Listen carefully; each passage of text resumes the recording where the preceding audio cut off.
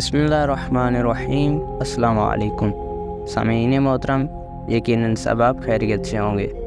آج کا ہمارا موضوع ہے حجاج اور دودھ فروش کی آرزو۔ ایک دن حجاج ابن یوسف بازار سے گزر رہا تھا۔ اس نے ایک دودھ فروش دیکھا کہ اس نے اپنے سامنے دودھ کی بالٹی رکھی ہوئی ہے اور اپنے آپ سے آہستہ کہہ رہا تھا، اس بالٹی کا اتنا منافع ہوگا، پھر میں اور دودھ لے کر فروخت کروں گا اور اس سے مجھے مزید منافع ہوگا۔ آخر کار میں ایک بھیڑ خرید لوں گا، پھر اس کا دودھ بیچ کر ایک بکری، پھر ایک گائے خرید لوں گا۔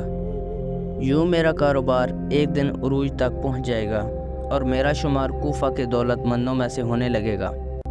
اس کے بعد میں حجاج بن یوسف کی بیٹی سے شادی کروں گا اور ایان مملکت مجھ سے خوفزدہ ہوں گے۔ اگر کسی دن حجاج کی بیٹی نے میری اطاعت میں کمی کی تو میں اسے ایسی لات ماروں گا کہ اس کی ہڈیاں ٹوٹ جائیں گی۔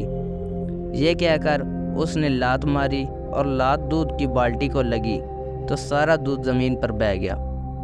حجاج جو یہ منظر دیکھ رہا تھا، اس نے 2 سپاہیوں کو حکم دیا کہ اس احمق کو پکڑ کر سارا بازار 100 کوڑے لگائے۔ دکاندار بیچارہ، جس کا پہلے ہی دودھ زمین پر گر چکا تھا، اس تازہ مصیبت سے بڑا ہی پریشان ہوا اور کہا، مجھے کس جرم کی سزا مل رہی ہے؟ حجاج نے کہا، تمہیں یہ سزا حجاج کی بیٹی کی پسلیاں توڑنے پر مل رہی ہے۔